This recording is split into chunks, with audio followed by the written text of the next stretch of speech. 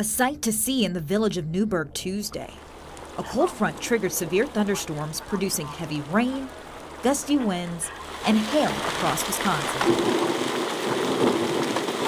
In Appleton, hailstones were as big as baseballs.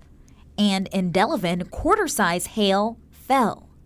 As the front moved southeast, one Ozaukee man went from mowing a lawn to running for cover. Most intense that I've been in the middle of, yeah. And I started work a half hour early today because I knew it was supposed to rain, but I didn't think I was going to cut it close by like 30 seconds. We need the rain, but not quite like that. The storms didn't stay for long. They pushed out over Lake Michigan, leaving Milwaukee with a spectacular view of the storm clouds. And that's where we find ourselves here again this evening, once again along the lakefront, where it was a stormy view earlier. Now seeing some sunshine out and about. I do want to give a huge thank you to everyone who kept sending in those photos and storm reports. We really do appreciate it here at Weather Watch 12.